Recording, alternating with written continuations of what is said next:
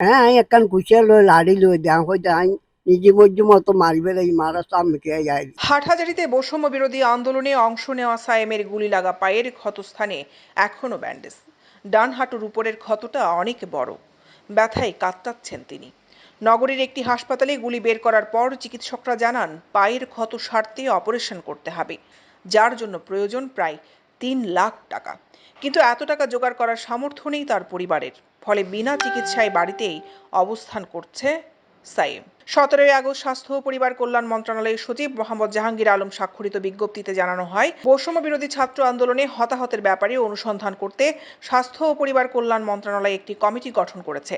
ওই বিজ্ঞপ্তিতে বৈষম্য বিরোধী ছাত্র আন্দোলনে যেসব ছাত্র জনতা আহত হয়েছেন, সরকারি হাসপাতালে তাদের বিনামূল্যে চিকিৎসা সহ যাবতীয় চিকিৎসা ব্যয় সরকার বহন করবে এবং বেসরকারি প্রাইভেট মেডিকেল কলেজ হাসপাতাল, বেসরকারি হাসপাতাল ও ক্লিনিক সমূহকে আন্দোলনে আহত ছাত্র জনতার চিকিৎসার বিল গ্রহণ না করার জন্য অনুরোধ জানানো হয়েছিল। প্রয়োজনে এই সকল বেসরকারি হাসপাতালে চিকিৎসাধীন ছাত্র জনতার সকল বিল সরকার বহন করবে, এই মর্মেও জানানো হয়েছিল। উপজেলার মেখল ইউনিয়নের রহিমপুর গ্রামের রুহুল্লাপুর এলাকার বুধা গাজী বাড়ির দরিদ্র মোহাম্মদ সিরাজ ও গৃহিণী রাশেদা আক্তার দম্পতির সন্তান আহত সায়েম কান্নাজড়িত কণ্ঠে ছাত্র আন্দোলনে যোগদান থেকে তার বর্তমান শারীরিক অবস্থার কথা জানান। 5 আগস্ট হাটহাজারী বাজারে গুলিবিদ্ধ হন তিনি জানান, পরিবারের সহায় সম্বল বলতে বসত ঘরের জায়গাটুকু ছাড়া তেমন কিছুই নেই।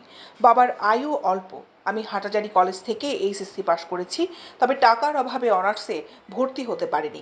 সংসারে আয়ের যোগান দিতে বাজারে একটি দোকানে চাকরি করছিলাম।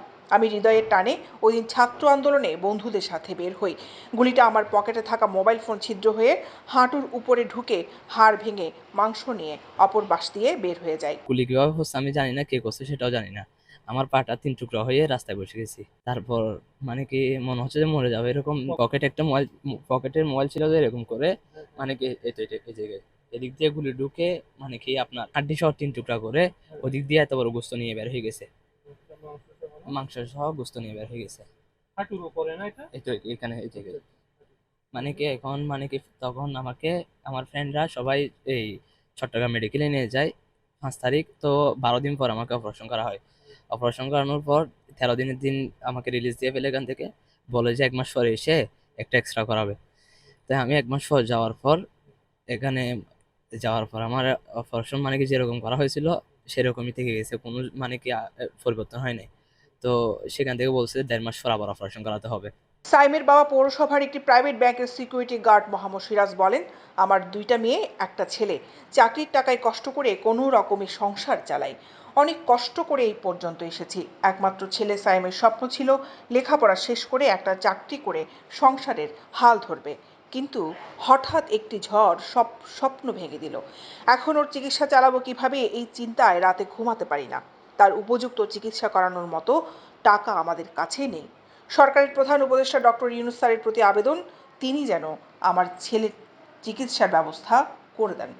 আমরা আন্দোলন গেইল একটা অ্যাক্সিডেন্ট হয়ে গুলি হাইয়ে সাহায্য সাহায্য হয়েছে গুলি হয়ে সরকারে কই নেওয়া পাই 8 লাখ টাকা হই আত্মজ্ঞ হওয়া আর তো অবশ্য ইয়ান এছাড়া তাই ঠিকভাবে জ্ঞান নয়, এই অপারেশন ঠিকভাবে নয়, আবার গরম পড়িব আর ভালো আছে আত্মজ্ঞ নেওয়া পাই এখন সত্যি অনেক কিছু নেওয়া পাই এনে ঘোষণা দিয়ে কিন্তু ঠিক নেওয়া পাই।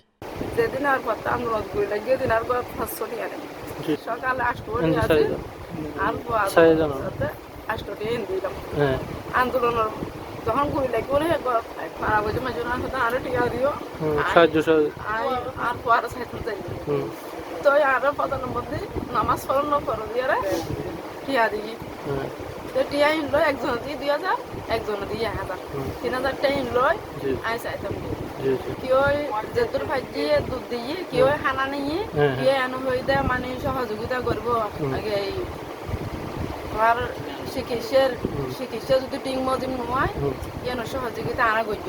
সোমবার দিন মানে আরা ব্যাগগুলোর দেশের সাহায্য জাফাই পরি বেলায় ব্যাগগুলোর অর্ডার দিই গণ আন্দোলনে আরা ব্যাগগুল জাফাই পড়ছি। হ্যাঁ, একখান কুচিয়া লই লাড়ি লই দেন হইতে আইন নিজে মধ্যে মতো মারিবে এই মারা সামনে কে যায়।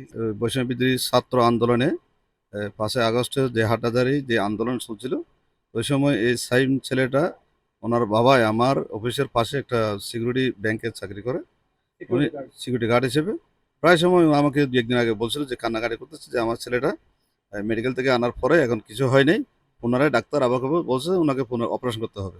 এত টাকা আমার কোথা থেকে পাবো? আমি তো সাধারণ একজন মানুষ। যখন সরকার পতন হলো তারপরে পরে উনি মানে একটু পরের দিকে উনি কি আহত হয়েছেন, এবং উনি কে বা কারা, অনেকে পুলিশ ছিল বা আওয়ামী লীগের লোকজন ছিল, তারাই মানে কারা কে গুলি করছে এটা মানে নির্দিষ্ট কোনো বলতে পারতেছে না। তারপর ওনাকে ওনার বন্ধুরা নিয়ে চট্টগ্রাম মেডিকেল হসপিটাল ভর্তি করেছেন। ওইখানে উনি 12 দিন ছিলেন। 12 দিন থাকার পরে ওনার অপারেশন হয়েছে, অপারেশন হওয়ার পরে আরও 13 দিন ছিলেন। তারপরে ওনার আত্মীয় স্বজনের মাধ্যমে উনি কি আরও এখানে যারা আত্মীয় স্বজন আছে বা রাজনীতিবিন্দুরা আছে তাদের মাধ্যমে তারা 1 লক্ষ প্রায় 1 লাখ 1.5 লাখ টাকা খরচ করছে। তার ওই যে অপারেশন হয়েছে এই অপারেশনটা আর সাকসেস হয় নাই। ডাক্তার বলছে ওনাকে আর একটা অপারেশন করার দরকার আছে। এই অপারেশন দিয়ে এই চিটাঙ্গা না হয় তাহলে ওনাকে ঢাকা নিয়ে যেতে হবে। তো ঢাকা নিয়ে অপারেশন করতে হলে ওনার একটা ব্যয়বহুল একটা কি অর্থ প্রয়োজন আছে। এই অর্থ প্রয়োজনে ওনার পরিবার দেওয়া সম্ভব না।